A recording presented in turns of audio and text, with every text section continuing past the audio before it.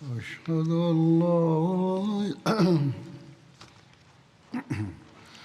أشهد أن لا إله إلا الله وحده لا شريك له وأشهد أن محمدا عبده ورسوله أما بعد فأعوذ بالله من الشيطان الرجيم بسم الله الرحمن الرحيم الحمد لله رب العالمين الرحمن الرحيم مالك يوم الدين إياك نعبد وإياك نستعين اهدنا الصراط المستقيم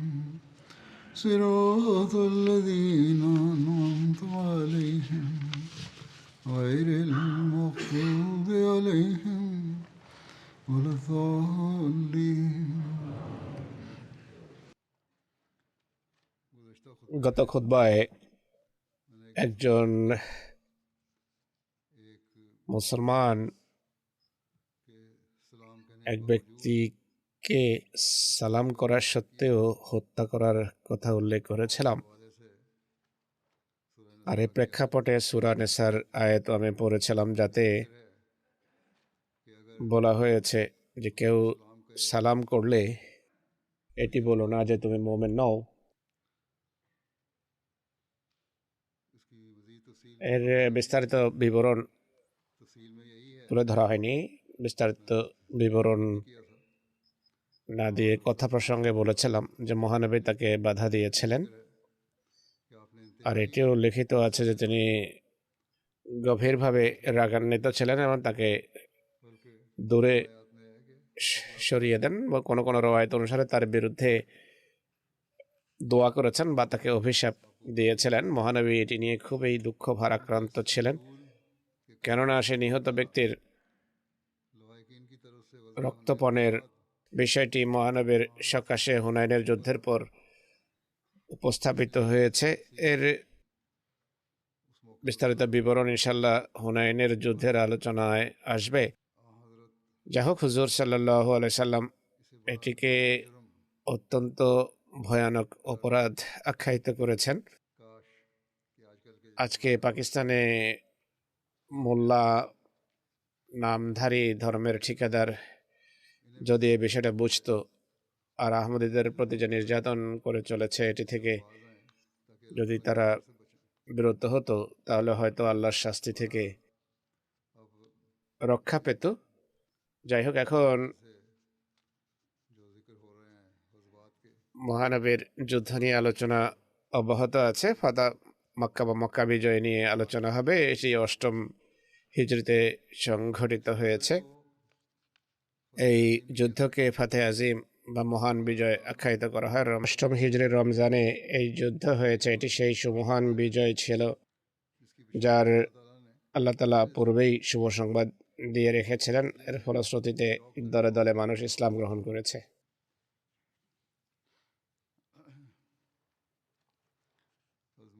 হযরত মুসলিহ মাউদ রাদিয়াল্লাহু তাআলা আনহু মক্কা বিজয়ের শুভ সংবাদ কোরআনের আলোকে বর্ণনা করে বলেন, কুর রব্বি আদখিলনি মুদখালা সিদকিন ওয়া আখরিজনি মুখরাজা সিদকিন ওয়াজআল লি মিন লাদুনকা সুলতানান নাসীরা।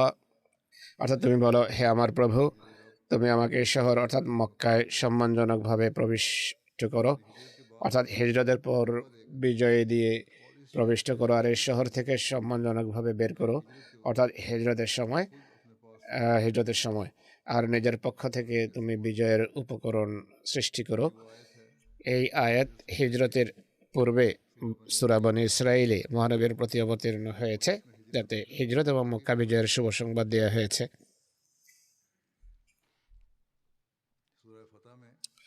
সূরা ফাতহায় মক্কা বিজয়ের কথা এভাবে উল্লেখ করা হয়েছে, লাকাদ রাদিয়াল্লাহু আনিল মুমিনিনা ইয ইউবাইয়ুনাকা তাহতাশ শাজারাহ ফাআলিমা মা ফি কুলুবিহিম ওয়া আনজালাস সাকিনাতা আলাইহিম ওয়াসাবাহুম ফাতহান কারিবা, নিশ্চয় আল্লাহ মোমেনদের প্রতি সন্তুষ্ট যখন তারা বৃক্ষতলে তোমার হাতে বয়াত করছিল আর তাদের হৃদয়ে যা ছিল তা তিনি জানেন।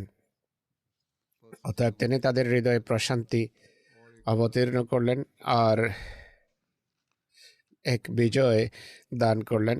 সত্য কথা হলো, যেদিন মহানবী সাল্লাল্লাহু আলাইহি ওয়াসাল্লাম মক্কা থেকে হিজরত করেছেন, আল্লাহ তাআলা সেদিনই তাকে শুভ সংবাদ দান করেছেন যে তুমি দুঃখ ভারাক্রান্ত হও না, একদিন অবশ্যই তোমাকে আমি স্থানে ফিরিয়ে আনব। হিজরতের সময় এই আয়াত অবতীর্ণ হওয়ার উল্লেখ পাওয়া যায়। ইন্নাল্লাযী ফারাদা আলাইকাল কুরআন লারাদ্দুকা ইলা মাআদ।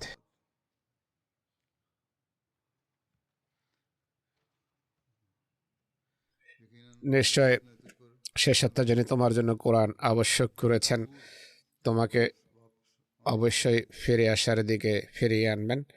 ইমাম ফখরুদ্দিন রাদি এই আয়াতের তাফসিরে বলেন, এই আয়াতে মাআদ অর্থাৎ ফিরে আসার জায়গা বলতে মক্কা বোঝায়।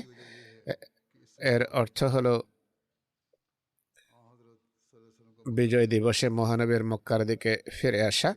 এক রওয়ায়েতে আছে, হিজরতের সময় যখন মহানবী সাল্লাল্লাহু আলাইহি ওয়াসাল্লাম মক্কা মদিনার মধ্যবর্তী স্থানে ছিলেন, তখন মক্কার প্রতি ভালোবাসার বহিঃপ্রকাশ করেন তিনি। তখন হযরত জিবরাইল অবতীর্ণ হন এবং বলেন, আপনি কি আপনার স্বদেশ এবং জন্মস্থানের প্রতি আকর্ষণ রাখেন? তিনি বলেন, হ্যাঁ।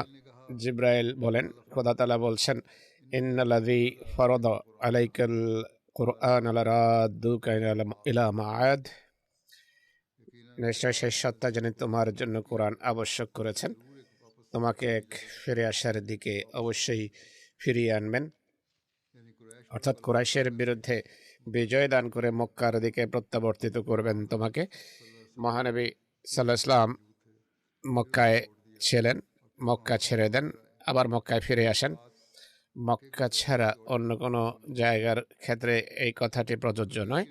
গবেষকদের মতে কোরআনের এই ভবিষ্যৎবাণী মহানবী সাল্লাল্লাহু আলাইহি ওয়াসাল্লামের নবুয়তের সত্যতার প্রমাণ, কেননা তিনি সাল্লাল্লাহু আলাইহি ওয়াসাল্লাম আল্লাহর পক্ষ থেকে সংবাদ দেন আর সেভাবেই ঘটেছে যেভাবে তাকে সংবাদ দেওয়া হয়েছিল। কোরআনে আরও এক জায়গায় মক্কা বিজয়ের ভবিষ্যৎবাণী করা হয়েছে, যাতে মহানবী সাল্লাল্লাহু আলাইহি সাল্লাম সহ সব মুসলমানকে একটি কথা স্মরণও করানো হয়েছে যে দেখো, যেখানে যাও এ কথা ভুলবে না যে অবশেষে মক্কা বিজিত হবে, আর এর জন্য তোমাদের চেষ্টা, পরিশ্রম এবং দোয়া অব্যাহত রাখতে হবে। আর কোরআনের এই ভবিষ্যৎবাণীর আলোকে আমরা বলতে পারি যে হুজুর সাল্লাল্লাহু আলাইহি সাল্লামের তখন পর্যন্ত সব যুদ্ধ এবং সামরিক অভিযানের একমাত্র লক্ষ্য এবং কেন্দ্রবিন্দু ছিল মক্কা বিজয়। কোরআনের এই মহান ভবিষ্যৎবাণীর কথা, অর্থাৎ মিন হাইসু খারাজতা ফাওয়াল্লি ওয়াজহাকা শাতরাল মসজিদুল হারাম,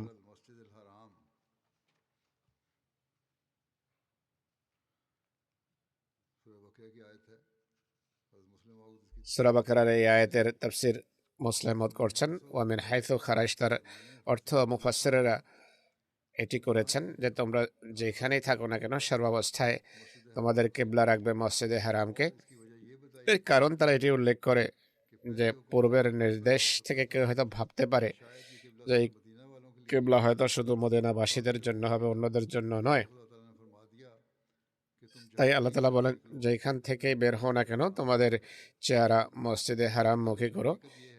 বাস্তব কথা হলো, এই আয়াতে হযরত মুহাম্মদ রাসূলুল্লাহ সাল্লাল্লাহু আলাইহি ওয়াসাল্লামকে সম্বোধন করা হোক বা সব মুসলমানকে, এর অর্থ কিবলামুখী হওয়া হতেই পারে না। প্রধানত যে নামাজ কোনো শহর বা গ্রামে পড়া হয়, শহর থেকে বের হওয়ার পূর্বের নামাজের চেয়ে তা বেশি হয়ে থাকে। এমন পরিস্থিতিতে নির্দেশ সেটি দেওয়া উচিত ছিল যা বেশি নামাজের ক্ষেত্রে প্রযোজ্য। এমন নির্দেশ নয় যার উপর সফরে আমল করার সম্ভাবনা অনেক কম থাকে। এর অর্থ হলো, কেউ যদি শহর থেকে 10টার সময় বের হয় আর বা আসর এবং মাগরিবের মধ্যবর্তী সময় বের হয় বা মাঝরাতে বের হয়। আর এই সব কটি সময় এমন যখন নামাজের কোনো প্রশ্নই ওঠে না। এমন পরিস্থিতিতে মিন হাইসু খারাজতা ফাওয়াল্লি ওয়াজহাকা শাতরাল মসজিদুল হারাম নির্দেশটি অর্থহীন প্রতিভাত হয়, কেননা কোনো শহর থেকে বের হওয়ার সময় বিরলি নামাজের সময় হয়ে থাকে। হয়তো ততক্ষণে মানুষ নামাজ পড়া শেষ করে ফেলে বা বের হয়ে গেলে কিছুক্ষণ পরেও সে নামাজ পড়তে পারে। খারাজতা বা খরুজের সাথে নামাজের কোনো সম্পর্ক নেই। এই অর্থ এইভাবে সঠিক বলে গণ্য করা যেতে পারত যদি নামাজ বের হওয়ার সাথে বিশেষভাবে সম্পর্ক রাখত, কিন্তু সবাই জানে যে কোনো নামাজ যাত্রার সময়ের সাথে সম্পর্ক রাখে না। তাই এই আয়াতকে সফরের উদ্দেশ্যে বের হওয়ার সাথে সম্পৃক্ত করা সঠিক নয়। মিন হাইসু খারাজতার নামাজে চেহারা কেবলামুখী করা নয়, কেননা সফরে অনেক সময় দিকের প্রশ্ন থাকে না যে কোন মুখী হয়ে নামাজ পড়বে। যেদিকে মানুষের মুখ থাকে সে মুখী হয়ে নামাজ হয়ে যায়। দৃষ্টান্তস্বরূপ, মানুষ যখন বাহন থেকে নামতে না পারে কোরআন অনুসারে এবং মহানবীর সুন্নত থেকে এটি প্রমাণিত হয় যে তখন যে মুখী সে থাকে সে মুখী হয়ে নামাজ পড়লে নামাজ হয়ে যায়। কেবলামুখী হোক বা অন্য কোনো দিকে চেহারা থাকুক, তখন দিকের কোনো প্রশ্ন থাকে না। পূর্ব পশ্চিম উত্তর দক্ষিণ সব সমান হয়ে থাকে। তখন শুধু মনোযোগ খানা কাবাতে নিবদ্ধ থাকা উচিত। নামাজ পড়ার সময় শুধু মনোযোগ যেন খানা কাবার দিকে থাকে। বর্তমানে যখন মানুষ ট্রেনে বসে থাকে তখন দিকের কোনো প্রশ্ন থাকে না। গাড়ি কখনো উত্তর দিকে যায়, কখনো দক্ষিণে, কখনো পূর্বে, আর কখনো পশ্চিমে ঘুরে এবং ঘুরপাক খায়। জাহাজেও এমনটি ঘটে, কিন্তু তা সত্ত্বেও যে ব্যক্তি বাহনে বসে নামাজ পড়ে তার নামাজে কোনো সমস্যা বা বিপত্তি দেখা দেয় না। মুফাসসিরদের কৃত অর্থ যদি সঠিক মনে করা হয় তাহলে এই নির্দেশের উপর কোনো আরোহীও আমল করতে পারে না, আর ট্রেনে যে সফর করে সেও আমল করতে পারে না। যাত্রার সময় যেহেতু কোনো এক নির্দিষ্ট দিক থাকে না, তাই এই আয়াতের এই অর্থ করা যায় যে এখান থেকে বের হও, খানা কাবা মুখী হয়ে নামাজ পড়ো, এটি সঠিক হতে পারে না। এছাড়া এই অর্থটি এই কারণে সঠিক নয় যে আয়াতের আক্ষরিক অর্থ দাঁড়াবে যেখান থেকেই বের হও তোমাদের চেহারা মসজিদে হারাম মুখী করো, বা যেখান থেকে বের হও মুখ মসজিদে হারাম মুখী করো। প্রত্যেক ব্যক্তি বুঝবে যে হাঁটার সময় নামাজ পড়া সম্ভব নয়, বরং নামাজ হাঁটা বন্ধ করে পড়া সম্ভব। এই আয়াতের শব্দ যদি এটি হতো যে হাইসুমা কুনতা ফাওয়াল্লি ওয়াজহাকা শাতরাল মসজিদুল হারাম, অর্থাৎ যেখানেই থাকো তোমার মুখ মসজিদে হারাম অভিমুখী করো,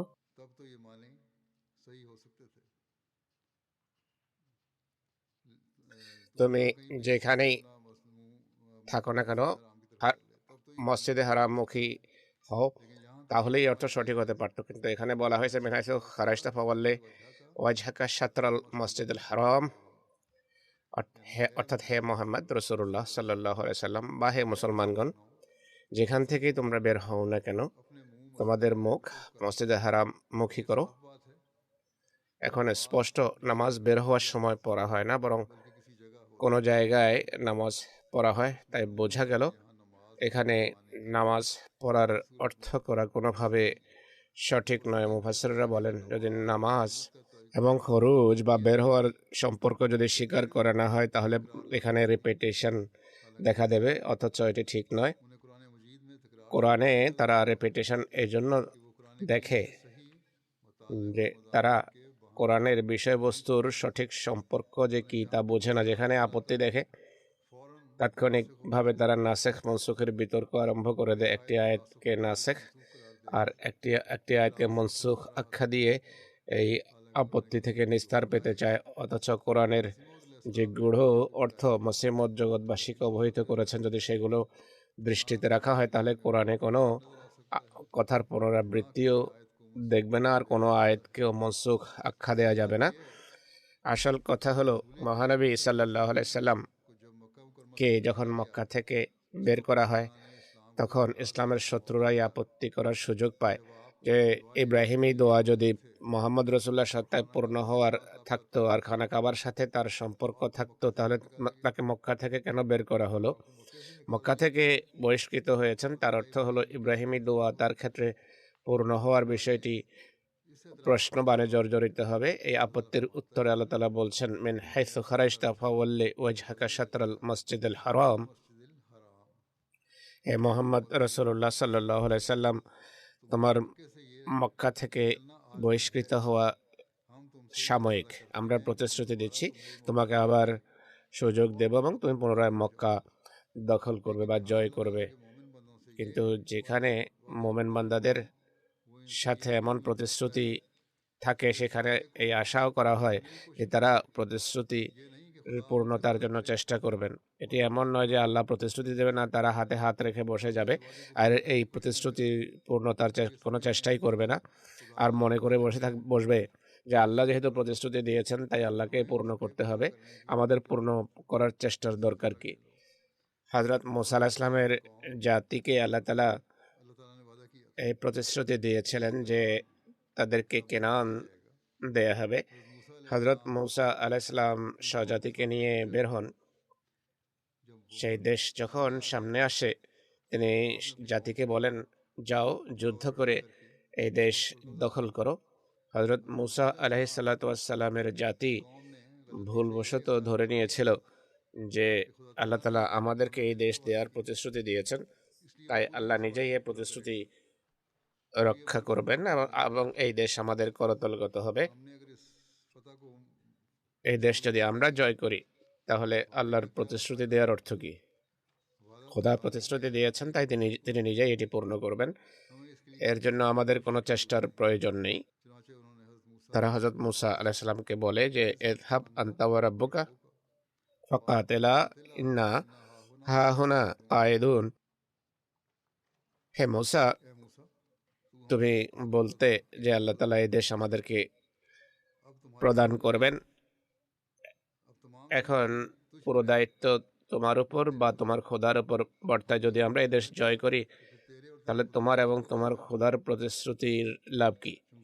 তুমি আমাদেরকে বলতে যে আল্লাহর প্রতিশ্রুতি হলো এই দেশ আমরা অবশ্যই পাবো, তাই তুমি এবং তোমার খোদা গিয়ে যুদ্ধ করো, আমরা তো এখানে বসে আছি।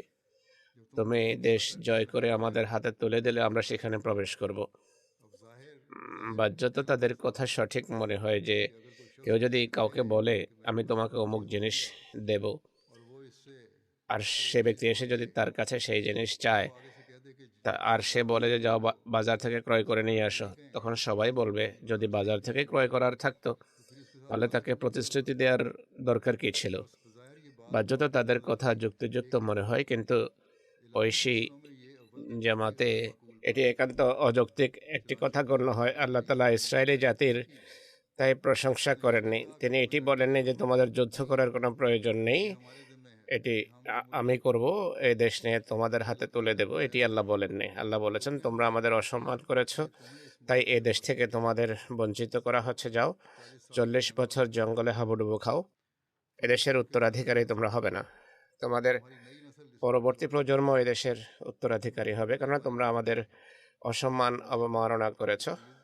মানবীয় দৃষ্টিকোণ থেকে এই কথাটি তাদের কথা হয়তো সঠিক, কিন্তু ঐশী জামাত হওয়ার দৃষ্টিকোণ থেকে এটি একান্ত অযৌক্তিক কথা এবং এটি মানুষের জন্য আযাবের কারণ হয়ে থাকে। এর কারণ হলো কোনো মানুষ যখন কোনো প্রতিশ্রুতি দেয়, প্রতিশ্রুতি সত্ত্বেও দুলোক এবং ভূলোকের যে সমস্ত পরিবর্তন এসে থাকে সেগুলোর উপর তার কোনো নিয়ন্ত্রণ থাকে না। এই পৃথিবীতে যে সমস্ত পরিবর্তন আসে সেগুলোর উপর তার কোনো নিয়ন্ত্রণ থাকে না, তাই সে যে সেই সমস্ত জিনিসের প্রতিশ্রুতি দেয় যা করা তার জন্য সম্ভব। কিন্তু খোদা যখন প্রতিশ্রুতি দেন তখন এর অর্থ হলো সেটি অর্জন তোমাদের জন্য অসম্ভব, কিন্তু তোমরা এটি লাভ করবে আমাদের সাহায্যের মাধ্যমে।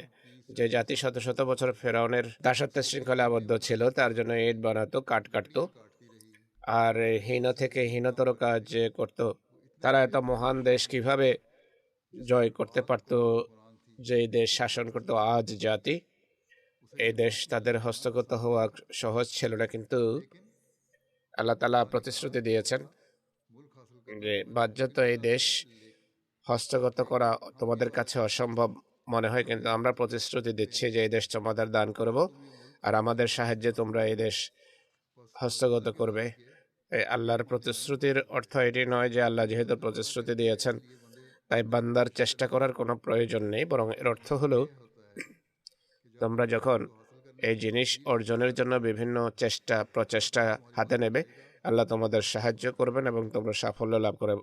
এক কথায় খোদার প্রতিশ্রুতি ভিন্ন ধরনের হয়ে থাকে আর বান্দার প্রতিশ্রুতি হয়ে থাকে ভিন্ন ধরনের। আল্লাহ সেসব প্রতিশ্রুতি যাতে প্রচেষ্টার সম্পর্ক থাকে, বান্দাকে সেখানে চেষ্টা করতে হয়, আবার তো পূরণের জন্য বান্দার চেষ্টার প্রয়োজন হয়। বান্দা যদি তাতে ভূমিকা না রাখে এবং প্রতিশ্রুতির পূর্ণতার চেষ্টা না করে তাহলে সে শাস্তি যোগ্য হয়, কিন্তু কোনো বান্দা যখন প্রতিশ্রুতি দেয় সেখানে এমনটি হয় না। বান্দা এটি বলতে পারে না যে আমি তোমাদের জন্য খোদার প্রতিশ্রুতি বদলে দেব, কেননা সেটি তার নিয়ন্ত্রণের বাইরে থাকে। যদি এমনটি সে বলে তাহলে আমরা তাকে জিজ্ঞেস করব তুমি কে আমাদের তাকদীর পরিবর্তন করার? কিন্তু আল্লাহ বলতে পারেন যে তোমরা যদি এই কাজ করো তাহলে তোমাদেরকে আমি সাহায্য করব যদি চেষ্টা করো, আর আমি আমার তাকদীর বা অদৃষ্ট বদলে দেব। তাকদীর এমন একটি বিষয় যা খোদার নিয়ন্ত্রণে রয়েছে, তিনি যখন চান সেটি পরিবর্তন করতে পারেন। মহানবীকে যখন মক্কা বিজয়ের প্রতিশ্রুতি দেওয়া হয়েছে, একই সাথে মুসলমানদেরকে এটিও বলা হয়েছে যে হে মুসলমানগণ, মুসার জাতির মতো এটি মনে করো না যে আল্লাহ মক্কা তোমাদের দেওয়ার প্রতিশ্রুতি দিয়েছেন তাই নিজেই সেটি দিয়ে দেবেন আর তোমাদের চেষ্টার কোনো প্রয়োজন হবে না, এটি মনে করো না। তোমাদের চেষ্টা করতে হবে। ঐশী প্রতিশ্রুতির অর্থ হলো তোমরা দুর্বল, যদি দুর্বল না হতে মক্কা ছেড়ে তোমরা বের হতে না। মক্কা থেকে বহিষ্কৃত হওয়ার অর্থই হলো তোমরা দুর্বল আর তোমাদের শত্রু শক্তিশালী, কিন্তু আল্লাহ তাআলা শক্তি দান করবেন, শত্রুর হাত থেকে মক্কা তোমরা ছিঁড়ে নেবে। সুতরাং মিন হাইসু খারাজতা ফাওয়াল্লি ওয়াজহাকা শাতরাল মসজিদুল হারামের অর্থ হলো তোমরা যেখান থেকেই বের হও না কেন বা যেই জায়গা থেকেই বের হও না কেন, তোমাদের লক্ষ্য এটি হওয়া উচিত যে আমাদের মক্কা জয় করতে হবে। এরপর বের হওয়ার অর্থ হলো সৈন্য পরিচালনা। তেমন ক্ষেত্রে আয়াতের অর্থ হবে যেখানেই সেনা পরিচালনা করো না কেন, যুদ্ধের জন্য যেখানে যাও, পূর্বে বের হও বা পশ্চিমে বের হও বা উত্তরে, তোমাদের লক্ষ্য হওয়া উচিত আমাদের এই দেশান্তর বা যাত্রা মক্কা বিজয়ের ভিত স্থাপনকারী হওয়া উচিত। অতএব তোমরা যদি দক্ষিণে শত্রুর উপর হামলা করতে যাও আর যদি জানো যে এই দেশের পশ্চিমে তাদের বন্ধু রয়েছে আর আশঙ্কা রয়েছে যে তারা পেছন থেকে হামলা করতে পারে, আর তোমরা পশ্চিম দিক থেকে হামলা করে তাদেরকে নিশ্চিহ্ন করো, তাহলে অর্থ হলো পশ্চিম দিকে হামলা আসলে দক্ষিণে হামলার পূর্ব প্রস্তুতি। একইভাবে যদি এই জাতির বন্ধুরা উত্তরে বসবাস করে, তোমরা যদি তাদের উপর হামলা করা, তোমাদের এই হামলা আসলে দক্ষিণেই হামলা হবে, কেননা তোমাদের আসল উদ্দেশ্য হলো দক্ষিণের তাদের বন্ধুদের উপর হামলা করা। এই মূল বিষয়ের দিকেই ইঙ্গিত করে আল্লাহ তাআলা বলছেন, হে মুসলমানগণ, তোমরা কোনো জাতি, কোনো দেশ বা যেই দেশেই বিরুদ্ধেই আগ্রাসন চালাও না কেন, তোমাদের দৃষ্টি মক্কাতে থাকা উচিত, কারণ আল্লাহ তাআলা এটিকে তোমাদের হাতে বিজিত করতে চান। মহানবীর বিভিন্ন যুদ্ধের উপর যদি আমরা দৃষ্টিপাত করি তাহলে বোঝা যায় সেসব যুদ্ধে বৈশিষ্ট্য স্পষ্টভাবে দেখা যায়। তার সব যুদ্ধের সুমহান উদ্দেশ্য ছিল মক্কা বিজয়। যেই যুদ্ধে তিনি এই উদ্দেশ্য ব্যাহত হতে দেখতেন বা যে জাতি সম্পর্কে তিনি মনে করতেন যে এর সাথে যুদ্ধ করলে মক্কা বিজয় বিলম্বিত হবে, সেখানে প্ররোচিত হওয়া সত্ত্বেও তিনি নীরবে সেখান থেকে ফিরে আসতেন। বহু জাতি মহানবীর প্রতিদ্বন্দ্বিতায় দণ্ডায়মান হয়েছে, তারা কষ্ট দিয়েছে, বিরক্ত করেছে, উত্তেজিত করেছে, কিন্তু তিনি সবসময় চোখ বন্ধ করে রেখেছেন। কিন্তু যখন এমন কোনো জাতি দণ্ডায়মান আছে যাদেরকে পরাজিত করলে মক্কা বিজয় ত্বরান্বিত হতো, তাদের বিরুদ্ধে অবশ্যই যুদ্ধ করেছেন। সব ইসলামী যুদ্ধের প্রতি দৃষ্টিপাতে বোঝা যায় যে সেগুলোর মাঝে এক প্রজ্ঞাপূর্ণ দিক ছিল। বিশেষ করে মক্কা বিজয়ের পূর্বে যত যুদ্ধ হয়েছে সেইগুলোর প্রত্যেকটির উদ্দেশ্য ছিল মক্কা বিজয়ের পথ সুগম করা। এই আয়াতের অর্থ যদি এটি হতো যে যেখান থেকে বের হও না কেন কেবলামুখী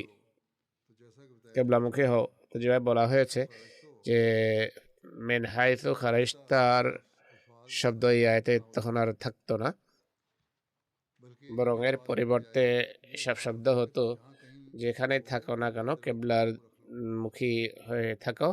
কেবলামুখী হওয়ার জন্য যেখানেই থাকো শব্দ হওয়া উচিত ছিল, যেখান থেকে বের হওয়া নয়। মানুষ কোনো স্থান থেকে বের হওয়ার সময় নামাজ পড়ে না, বের হওয়ার সময় মানুষ হাঁটে।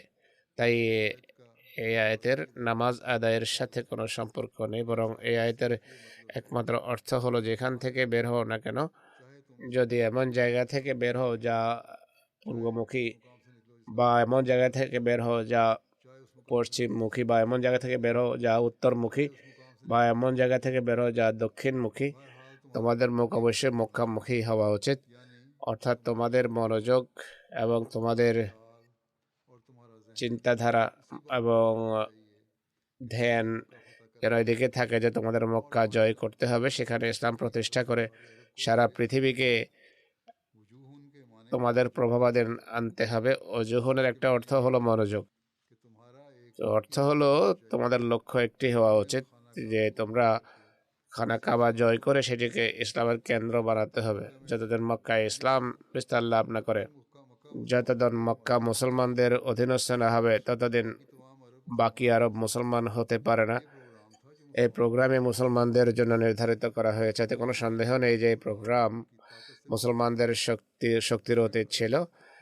আরবে যদিও সুশৃঙ্খল কোনো সরকার ছিল না, কিন্তু সেখানে অরাজকতাও ছিল না। বিভিন্ন বাদশার তাদের সাথে সম্পর্ক ছিল আর চুক্তি ইত্যাদিও হতো। মক্কা একইভাবে পুরো সুশৃঙ্খল না হলেও এটি এমন এক দেশের রাজধানী ছিল যাদের জনসংখ্যা ছিল 15-20 লক্ষ। চতুর্দিকের বিভিন্ন গোত্রের তাদের দিকে চেয়ে থাকতো, তাদের সিদ্ধান্ত এবং নির্দেশকে তারা অনুসরণীয় জ্ঞান করত। এই দৃষ্টিকোণ থেকে এটি একটি অনেক বড় শহর ছিল। 15-16 হাজার মক্কার জনবসতি ছিল। শুধু মক্কার লোকেরাই নয়, বরং সারা দেশের 15-20 লক্ষ মানুষের সকলেই ছিল সিপাহী, রণকৌশলে গভীর দক্ষতা রাখত, যুদ্ধাঙ্গেই সাহসী ছিল। মুসলমানদের জন্য তাদের মোকাবেলা করা সহজ কাজ ছিল না। যখন এই আয়াত মহানবীর প্রতি অবতীর্ণ হয়, তখন মুসলমানদের মাঝে কেবল 400-500 সিপাহী ছিল, সর্বোচ্চ 1000 হবে। নারী শিশু সব মিলিয়ে 11-12 হাজার হতে পারে, এর বেশি মুসলমান ছিল না। তাদের যুদ্ধের সামর্থ্য উল্লেখের যোগ্য কিছুই ছিল না। কিন্তু এমন অবস্থায় যখন মুসলমান খুবই দুর্বল ছিল, যখন তাদের সংখ্যা কাফেরদের মোকাবেলায় কিছুই ছিল না, যখন তাদের রণশক্তি বা যুদ্ধ করার শক্তি কাফেরদের মোকাবেলায় কোনো অর্থে রাখত না, আল্লাহ তাআলা কাফেরদেরকে চ্যালেঞ্জ দিচ্ছেন যে মুসলমান, যদিও তোমাদের কাছে সংখ্যায় স্বল্প মনে হয়, দুর্বল মনে হয়, তোমাদের কাছে অক্ষম মনে হয়, কিন্তু এই মুসলমানরা একদিন তোমাদের দেশ জয় করবে, তোমাদের রাজধানী তারা করতলগত করবে, সেখানে তারা ইসলামী শিক্ষাকে প্রতিষ্ঠিত করার মতো শক্তি অর্জন করবে, কুফরকে অবিশ্বাসকে আরব থেকে মিটিয়ে দেবে। মুসলমানদের অবস্থার নিরিখে এই দাবি একটা উম্মাদের প্রলাপ ছিল, আর এই দাবি এমন ছিল যা কোনো বিশেষ অঞ্চলের মাঝে সীমাবদ্ধ ছিল না, বরং এর প্রভাব ছিল বিস্তৃত থেকে বিস্তৃতর। এতে শুধু মক্কা বিজয়ের ভবিষ্যৎবাণী করা হয়নি, শুধু আরবে জয়যুক্ত হওয়ার ঘোষণা দেওয়া হয়নি, বরং খ্রিস্ট ধর্মকেও চ্যালেঞ্জ দেওয়া হয়েছে, ইহুদি ধর্মকেও চ্যালেঞ্জ দেওয়া হয়েছে, তারকা পূজারীদেরকেও চ্যালেঞ্জ দিয়েছে, আর ডঙ্কার চোটে ঘোষণা করা হয়েছে যে সব ধর্মকে পরাজিত করে ইসলাম সারা পৃথিবীর উপর জয়যুক্ত হবে, এটি একটি উম্মাদের দাবি ছিল। এই কারণে কাফেররা মহানবী সাল্লাল্লাহু আলাইহি ওয়াসাল্লামকে নাউজুবিল্লাহ পাগল বলতো, আর সাহাবীদেরকেও তারা পাগল মনে করত, কারণ তারা এমন একটি দাবি করছিলেন যা পুরো হাওয়ার এই বস্তু জগতে কোনো উপকরণ দেখতো না। কিন্তু সত্যিকার অর্থে যতদিন অসাধারণ কাজের জন্য প্রত্যেক মানুষের মাঝে সেই অবস্থা সৃষ্টি না হয়, যেটিকে অনেক সময় চিকিৎসা শাস্ত্রের ভাষায় মনোম্যানিয়া বলা হয়, অর্থাৎ শুধু এক বিষয়ের দিকেই দৃষ্টি নিবদ্ধ থাকে, যতক্ষণ মানুষ সেই সমস্ত অন্য সব লক্ষ্য ভুলে না যাবে, যতক্ষণ পর্যন্ত তার মাঝে এক ব্যাকুলতা দেখা না যাবে, যতক্ষণ পর্যন্ত কাজের জন্য এক ধরনের উন্মাদনা সৃষ্টি না হয়, ততক্ষণ সেই কাজে কোনো সাফল্য অর্জন করতে পারে না। এইদিকে কোরআনের আয়াত ইঙ্গিত করে যে তোমরা বাকি সব লক্ষ্য ভুলে যাও আর কেবল এই লক্ষ্যটি সামনে রাখো যে ইসলামের জন্য আমাদেরকে মক্কা জয় করতে হবে। যতদিন এই কেন্দ্র এবং এই দুর্গ তোমাদের হস্তগত না হবে, পুরো আরব এবং সারা পৃথিবীকে তোমরা জয় করতে পারবে না। এখানে প্রশ্ন ওঠে যে আল্লাহ কেন বললেন যে এই জায়গা থেকে বের হও, তোমাদের মনোযোগ মসজিদে হারামের দিকে নিবদ্ধ রাখো? এই কথা কেন বলেননি যেদিকেই হামলা করো না কেন মনোযোগ খানা কাবার দিকে রাখবার? উত্তর হলো, বের হওয়ার সময় সিদ্ধান্ত করা হয় যে আমাদের এই আক্রমণের উদ্দেশ্য কি। এটি নয় যে মানুষ প্রথমে যুদ্ধ আরম্ভ করবে আর লক্ষ্য পরে নির্ধারণ করবে। তো এখানে মক্কা বিজয়ের উদ্দেশ্য সামনে রাখা উদ্দেশ্য ছিল, তাই বলা হয়েছে বের হওয়ার সময় দেখেও যে আমাদের এই যুদ্ধের মক্কা বিজয়ের উপর কি প্রভাব পড়বে। যদি সেই যুদ্ধ মক্কা বিজয়ে সহায়ক না হয় তাহলে সেই যুদ্ধ পরিহার করো। কিন্তু এর অর্থ এটি মনে করা উচিত নয় যে ইসলাম অনুসারীদেরকে আক্রমণাত্মক যুদ্ধের অনুমতি দেয়। ইতিহাস থেকে প্রমাণিত এই আয়াতগুলো নাযিল হওয়ার পূর্বেই কাফেরদের সাথে যুদ্ধ আরম্ভ হয়ে গিয়েছিল। এই কথা স্মরণ রাখা উচিত যে মিন হাইথু খারাজতাতে শুধু মহানবীকে সম্বোধন করা হয়েছে, আর এর কারণ হলো মহানবী সাল্লাল্লাহু আলাইহি ওয়াসাল্লামের পর সেইভাবে মক্কা বিজয়ের আর প্রয়োজন থাকার কথা নয়, কেননা তারপর মক্কার উপর হামলা হওয়ার কথা ছিল না, সেটি সম্পূর্ণভাবে মুসলমানদের করতলগত থাকার কথা। এক কথায় এই ভবিষ্যৎবাণী, এটি মক্কা মুকাররমা পুনরায় সেভাবে বিজিত হবে না, কেননা মক্কার মাহাত্ম্য প্রতিষ্ঠাকারী এক সক্রিয় জামাত সৃষ্টি করা হবে, আর মক্কা সবসময় মুসলমানদের হাতেই থাকবে। আর এভাবে যুদ্ধের যে অজুহাত সেটিও আর থাকার ছিল না। এই তাফসীর এবং বিস্তারিত বিবরণ তুলে ধরা আবশ্যক ছিল, কেননা ভবিষ্যতে মক্কা বিজয়ের যে ঘটনা বর্ণনা করা হবে এই পটভূমির কারণে তা বোঝা সম্ভব হবে। বাকি ইনশাআল্লাহ ভবিষ্যতে বর্ণনা করব। এখন একজন শহীদের স্মৃতিচারণ করব এবং তার জানাজা পড়াবো নামাজের পর। তিনি হলেন ডক্টর শেখ মোহাম্মদ মাহমুদ সাহেব। তার জানাজা হবে। সারগোদার অধিবাসী ছিলেন। শেখ মুবাশির আহমদ সাহেব দেলভির পুত্র তিনি। জামাতের শত্রুরা তাকে 16 মে গুলি করে শহীদ করে। ইন্না লিল্লাহি ওয়া ইন্না ইলাইহি রাজিউন। বিস্তারিত বিবরণ হলো, ঘটনার দিন ডক্টর সাহেব জুমার নামাজের পর তার পরিবারকে নিয়ে সারগোদার ফাতেমা হাসপাতাল পৌঁছান, যেখানে তিনি প্র্যাকটিস করতেন। হাসপাতাল প্রবেশের পর রিসেপশন অতিক্রম করেন। যাওয়ার পথে ইমার্জেন্সির সামনে করিডোর হয়ে নিজের কক্ষের দিকে যাচ্ছিলেন। সেখানে পূর্ব থেকে বিদ্যমান এক অজ্ঞাত পরিচয় ব্যক্তি যে তার পেছনে এসে শপিং ব্যাগ থেকে পিস্তল বের করে তার পিঠে গুলি করে। 2টি গুলি লাগে, যা তার শরীর ভেদ করে বেরিয়ে যায়। তাৎক্ষণিকভাবে হাসপাতাল নেওয়া হয়, কিন্তু শেষ রক্ষা হয়নি। ডাক্তার সাহেব শহীদ হয়ে যান। ইন্না লিল্লাহি ওয়া ইন্না ইলাইহি রাজিউন। ঘটনার পর আক্রমণকারী অস্ত্র দেখিয়ে হাসপাতালের বাইরে দাঁড়ানো তার বন্ধুর সাথে মোটরসাইকেলে বসে পালিয়ে যায়।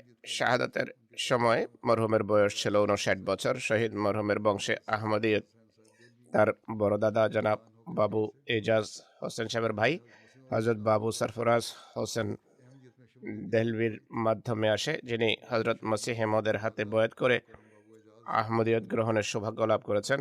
পরবর্তীতে শহীদ মরহুমের বড়দাদা বাবু এজাজ হোসেন সাহেব ভাইয়ের মাধ্যমে আহমদিয়ত গ্রহণ করেন। শহীদ মরহুমের বড়দাদা বাবু এজাজ হোসেন এবং দাদা বাবু নজির আহমদ সাহেব উভয়ই একের পর এক জামাতের আমির হিসেবে খেদমত করার সৌভাগ্য হয়েছে। শহীদ মরহুম লাহোরের এফসি কলেজ থেকে ইন্টারমিডিয়েট করেন, এরপর রাওয়ালপিন্ডি মেডিকেল কলেজে ভর্তি হন, সেখান থেকে এমবিবিএস পাশ করেন 1990 সনে। এমবিবিএস এর পর পাঞ্জাব পাবলিক সার্ভিস কমিশনের পরীক্ষা পাশ করেন। 4 বছর জিন্নাহ হসপিটাল লাহোরে তিনি চাকরি করেন। 1998 সনে ইউকের রয়্যাল কলেজ অফ ফিজিশিয়ানের মেম্বারশিপ আর 2021-এ এখান থেকে ফেলোশিপ পান তিনি। শহীদ মরহুম 2001 সনে সারগোদা স্থানান্তরিত হন। সারগোদা যাওয়ার পেছনে উদ্দেশ্য ছিল মানবতার সেবা। সারগোদা জেলার তিনি প্রথম লিভার এবং পাকস্থলী বিশেষজ্ঞ ছিলেন। সারগোদায় একটি প্রাইভেট হাসপাতাল জয়েন করেন। মালিকের ডাক্তার সাহেবের সাথে ভালো সম্পর্ক ছিল, কিন্তু তার পটভূমি ছিল রাজনৈতিক। 2018 সনে জাতীয় সংসদের নির্বাচনে অংশ নেওয়া ছিল। মৌলবীরা তাকে হুমকি ধমকি দেয় যে এই করবো, হ্যান করবো, ত্যান করবো। সে ডাক্তার সাহেবকে বলে যে আপনি হাসপাতাল ছেড়ে দিন, আমার সীমাবদ্ধতা, আপনি এখন আমার সাথে কাজ করতে পারবেন না। ডাক্তার সাহেব কাজ ছেড়ে দেন। এরপর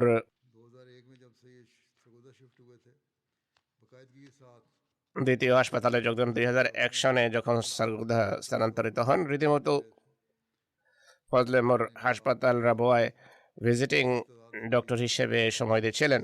আল্লাহ তাআলা তার হাতে আরোগ্য রেখেছেন। বহু লোক তার মাধ্যমে আরোগ্য লাভ করছিল। জাগতিক জ্ঞান ছাড়াও ধর্মীয় জ্ঞানও গভীর ছিল। কোরআনে তাফসীর, তাজকিরা, রুহানি খাজায়েন সহ জামাতের অন্যান্য বই পুস্তক, বিতর্কিত বিষয়ে ব্যাপক অধ্যয়ন ছিল তার। শহীদ মরহুম সারগোদার নায়েব আমির হিসেবেও কাজ করার সুযোগ হয়েছে। মেডিকেল অ্যাসোসিয়েশন প্রতিষ্ঠার পর তিনি এর সদস্য চলে আসছেন। 2024 থেকে এই অ্যাসোসিয়েশনের নায়েব সদর নিযুক্ত হন। সারগোদা চ্যাপ্টারের তিনি প্রেসিডেন্টও। গত 3 বছর ধরে ক্যান্সার রোগে আক্রান্ত, তা সত্ত্বেও সবসময় নিজের রোগের উপর অন্যদের স্বাস্থ্যকে প্রাধান্য দিতেন। সবসময় সেবার জন্য প্রস্তুত থাকেন। রোগীদের প্রতি সহানুভূতি, ভালোবাসা, অভাবীদের বিনামূল্যে চিকিৎসা দেওয়া ছিল তার উল্লেখযোগ্য বৈশিষ্ট্য। অভাবী রোগীদের বিনামূল্যে চিকিৎসা করা ছাড়াও ভাড়াও দিয়ে দিতেন আসা যাওয়ার জন্য। কোনো টেস্ট ফ্রি করিয়ে দিতেন এবং নিজে পয়সা দিতেন। সারগোদা জেলার প্রথম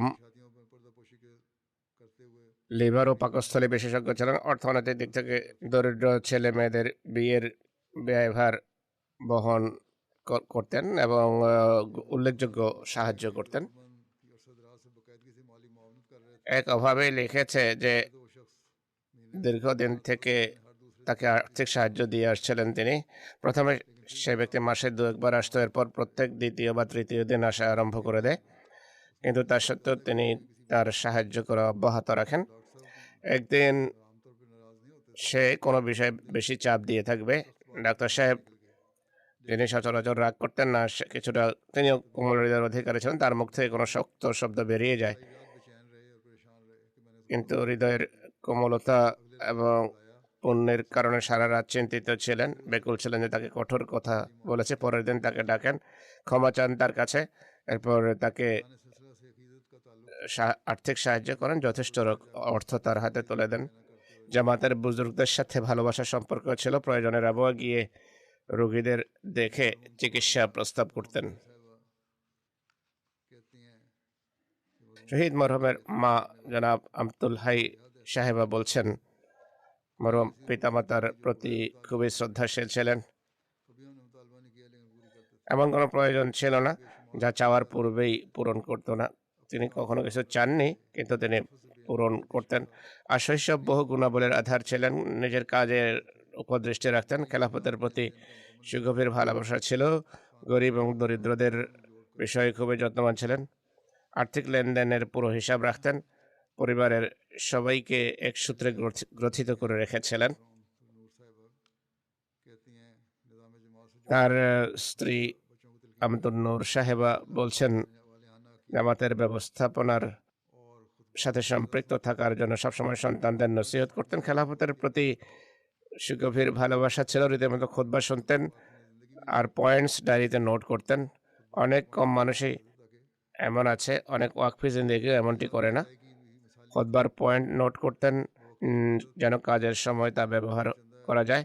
চাঁদা দেওয়ার ক্ষেত্রেও ছিলেন আদর্শ স্থানীয়। শাহাদতের সময় তার 2025 সনের ওসিয়তের চাঁদা পুরো পরিষ্কার ছিল। তার পুত্র ডক্টর বসির, 4 সন্তানের মাঝে 2 ছেলে 2 মেয়ে রয়েছে। তার ছেলেও ডাক্তার। তিনি বলছেন, সবসময় আমাদেরকে খেলাফতের সাথে সম্পৃক্ত থাকার নসিহত করতেন। তার মেয়ে সায়েমা বলছেন, খুবই স্নেহশীল পিতা আমাদের। আমার বিয়ের সময় আমাকে একটি নসিহত করেছিলেন যে শ্বশুরবাড়ি গিয়ে সবসময় জামাতের ব্যবস্থাপনার সাথে সম্পৃক্ত থাকবে। কোনো জায়গায় জামাতের সেবা করার সুযোগ পেলে কখনো না করবে না। আমার পিতা জীবনের স্বাভাবিক জেনারেল কাজকর্মেও জামাতের সেবার দিকটা খুঁজে বের করতেন।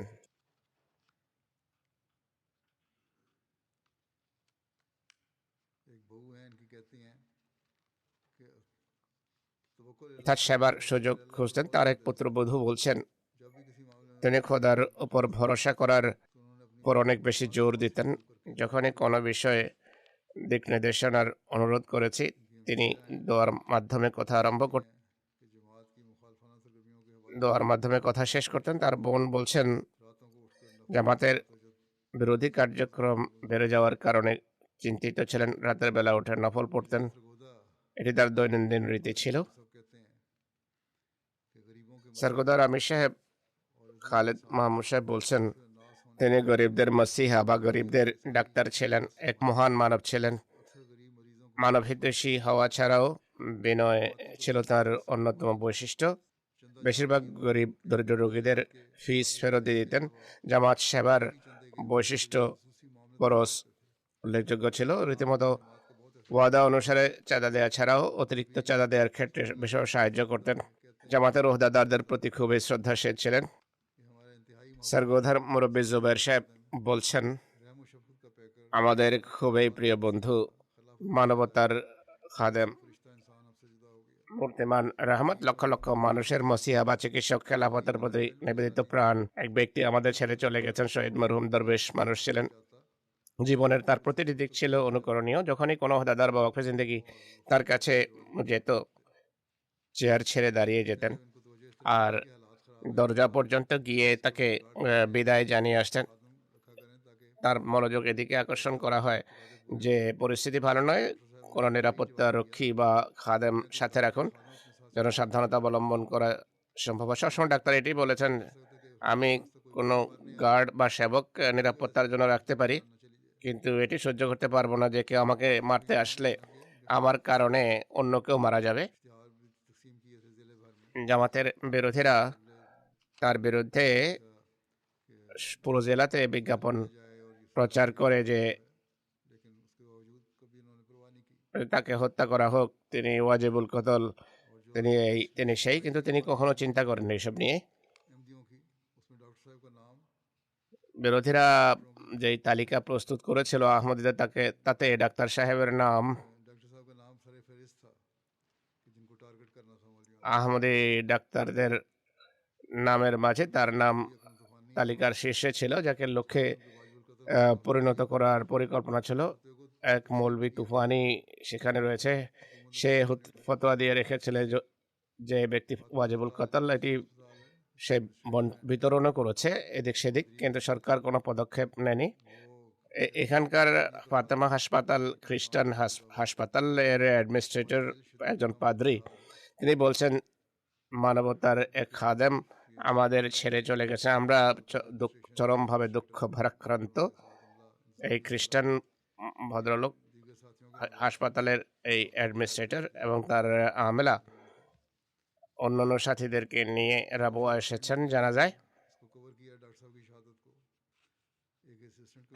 সোশ্যাল এবং প্রিন্ট মিডিয়াও ডাক্তার সাহেবের শাহাদতের ঘটনা কভার করেছে। একজন অ্যাসিস্ট্যান্ট কমিশনার তার পোস্টে লিখেছেন, লিখতেই পারে, এদের জন্য আর কিছু করার সম্ভব নয়, সাহসও নেই মৌলবীদের কারণে, কিন্তু এটিও এক সৎসাহস গণ্য করতে হবে।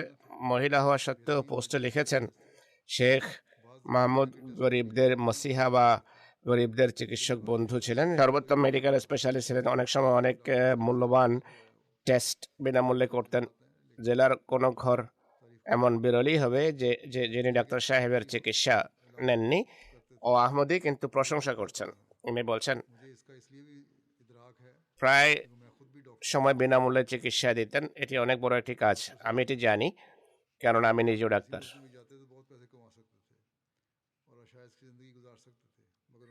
অন্য কোনো দেশে গেলে অনেক পয়সা উপার্জন করতে পারতেন ডক্টর সাহেব এবং বিলাসিতাপূর্ণ জীবনযাপন করতে পারতেন।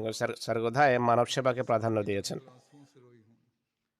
আজকে প্রথমবার কোনো মানুষের মৃত্যুতে আমি অশ্রু বিসর্জন দিয়েছি, যার সাথে আমার ব্যক্তিগত কোনো সম্পর্ক ছিল না, শুধু মানবতার সম্পর্ক ছিল। আল্লাহর বান্দাদের উপর তার অনেক অনুগ্রহ ছিল এই ডাক্তার সাহেবের।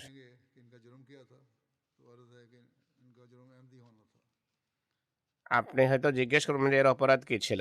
তার একমাত্র অপরাধ হলো তিনি আহমদি। আরেকজন ডাক্তার লিখেছেন, ডাক্তার সাহেব সারগোদার প্রথম সিপিকারী মেডিকেল স্পেশালিস্ট, এত দক্ষ, এত সিনিয়র হওয়া সত্ত্বেও সারগোদায় সবচেয়ে কম পয়সা নিয়ে তিনি প্রসিডিউর করতেন বা অপারেশন করতেন। বিশ্বাসের ভিন্নতার দোষে হত্যা করা হয়। এদেশে কি কোনো আইন আছে? একটি প্রাইভেট চ্যানেলের অ্যাঙ্কার সাংবাদিক লিখেছেন, অত্যন্ত দুঃখজনক ও ধিক্কারজনক, পাশবিকতার সমালোচনা করার জন্য আমার কাছে ভাষা নেই। একজন সাংবাদিক লিখেছেন, অনেক হয়েছে। পাকিস্তানকে রক্ষা করার জন্য উগ্রপন্থী সংগঠনগুলোকে বাধা দিতে হবে। মৌলিক মানবাধিকার প্রতিষ্ঠা এবং আহমদীদের বিরুদ্ধে এই কার্যক্রম বাধা দেওয়ার জন্য কট্টরপন্থী সংগঠনগুলোকে নিষিদ্ধ করা আবশ্যক। কিন্তু ধর্মের নাম সর্বস্ব ঠিকাদারদের ভীতি এতটা ছেয়ে আছে হৃদয়ে যে সরকারও অসহায়। আইন প্রণয়নকারী সংগঠনগুলো, প্রতিষ্ঠানগুলো নিরুপায়, আদালতও নিরুপায়।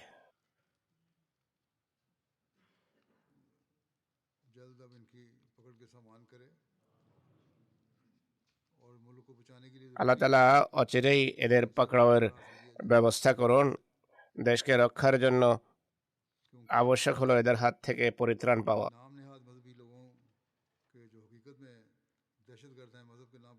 কেননা এই নামধারী ধর্মের ঠিকাদার সত্যিকার অর্থে সন্ত্রাসী, তারা ধর্মের নামে সন্ত্রাস করছে, এরা দেশকে ধ্বংস করতে বদ্ধপরিকর।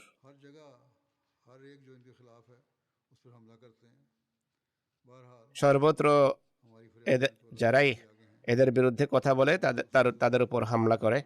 যাই হোক, আমাদের ফরিয়াদ মহান আল্লাহ তাআলার দরবারে, আর আল্লাহর প্রাপ্য পুরোপুরি দেওয়ার চেষ্টা আমাদের করা উচিত। আল্লাহ তাআলা শহীদ মরহমের পদমর্যাদা উন্নীত করুন। তার পরিবার পরিজনকে আল্লাহ তাআলা ধৈর্য দিন।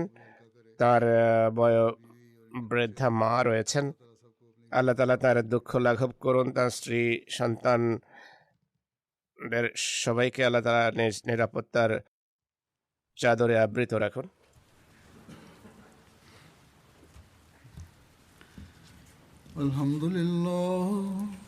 আলহামদুলিল্লাহ নাহমাদুহু ওয়া নাস্তাঈনুহু ওয়া নাস্তাগফিরুহু ওয়া নু'মিনু বিহি ওয়া নাতাওয়াক্কালু আলাইহি ওয়া নাউযু বিল্লাহি মিন শুরুরি আনফুসিনা ওয়া মিন সাইয়্যাতি আ'মালিনা মান ইয়াহদিহিল্লাহু ফালা মুদিল্লা লাহু ومن يضلله فلا هادي له ونشهد أن لا إله إلا الله ونشهد أن محمدا عبده ورسوله عباد الله رحمكم الله إن الله يأمر بالعدل والإحسان وإيتاء ذي القربى وينهى عن الفحشاء